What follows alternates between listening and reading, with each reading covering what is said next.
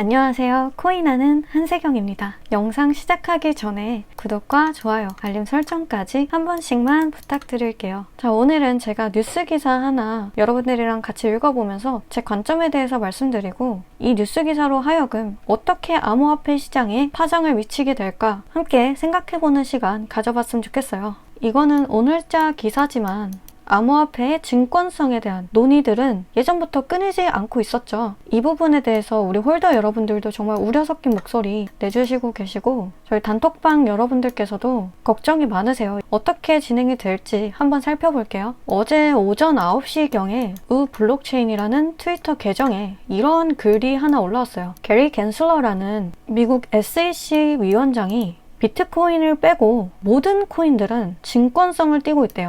잠깐 설명을 드리자면 지금 미국이나 세계적인 글로벌 금융시장에서는 암호화폐 관련 법안들을 개정하려고 시도 중에 있어요. 제가 이전에 말씀드렸던 것처럼 음지에 있었던 암호화폐들을 양지로 끌고 나오려는 이런 움직임이 전 세계적으로 지금 확산되고 있다는 뜻인데요. 이 사람들이 규정짓는 암호화폐는 두 가지 형태로 나뉜다고 볼 수 있습니다. 하나는 우리가 거래를 할 수 있는 화폐적인 성향을 가진 토큰과 지금 논의가 되고 있는 증권성을 띤 화폐로 이 두 가지 방향으로 암호화폐를 규정 지으려고 하는데요. 쉽게 말하면 이거예요. 진짜로 물건 같은 걸 사고 팔 수 있고 달러나 엔화나 원화처럼 실질적인 가치를 지니고 있는 통화의 역할을 하는 돈의 개념의 토큰이라는 거고요. 우리가 지금 여기서 주의 깊게 봐야 될 증권형 토큰은요. 주식이나 코인 시장에 만연한 가치관처럼 정말 투자성, 시세 차익을 노리고 투자를 하는 개념인 거잖아요. 이러한 코인들을 증권형 코인이라고 구별을 지으려고 하고 있어요. 근데 이게 문제가 뭐냐면요. 증권형으로 구별이 되면 법에 대한 규정을 받을 수 있어요. 전체적인 자산 시장엔 금융법이라는 게 적용이 되죠. 주식도 그렇고 부동산도 그렇고 관련 법안들로 인해서 이 테두리 안에서 시장들이 운용이 되고 여기서 세금도 매기고 일련의 통제 과정에서 이 시장이 움직인다는 거예요. 지금까지 비트코인 관련된 암호화폐 시장에서는 자유로운 시장 경제의 흐름에 따라서 돌아갔던 시장이었어요. 그런데 이 판이 너무 커져버리게 된 거예요.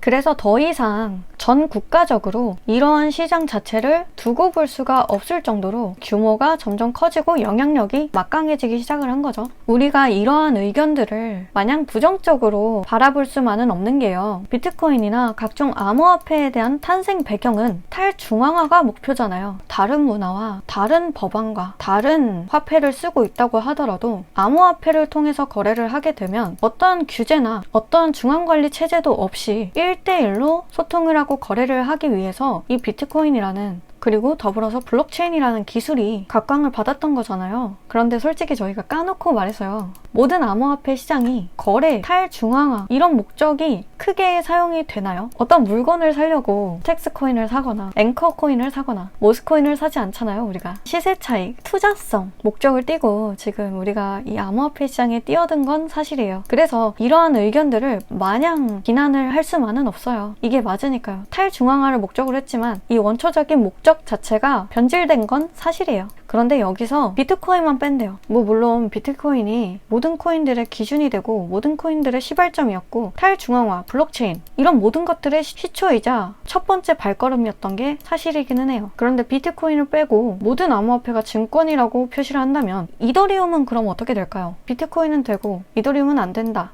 이거에 대한 반발도 굉장히 심해요. 그리고 너무 기준이 모호해요. 비트코인도 탈중앙화에서 정말 중간다리 역할 없이 1대1로 뭔가 거래가 이뤄지기 위한 화폐로서 쓰인다는 개념보다는 투자의 개념, 서 말했던 이 증권형 화폐에 대한 개념으로 쓰이는 게 사실이기 때문에 통화의 역할을 하지 않고 있어요. 그런데 비트코인을 왜 빼냐 이거예요. 정말 이 기준이 모호하고 이러한 기준, 어떠한 타당함을 갖고 어떠한 명확성을 갖기에는 아직까지는 아구가 맞지 않다는 거예요. 당위성이 부족합니다. 이러한 의견이 공평하지가 않아요. 규제할 거면 전부 다 규제를 해야 되는데 비트코인마저 규제를 하게 되면 이 탈중앙화라는 이러한 시스템 자체가 위해되는 거거든요. 이러한 목적성을 잃게 되는 거예요. 암호화폐라고 불릴 수가 있나요? 또 다른 주식인 거예요, 그냥. 또 다른 그냥 금융시장일 뿐이에요. 그래서 어디까지 규제해야 되고 어디까지가 선이고 어디까지가 마지노선인지 어떤 누구도 지금 모두가 인정할 수 있을 만한 객관성을 갖고 있지 못하다는 거예요. 이 의견 자체가.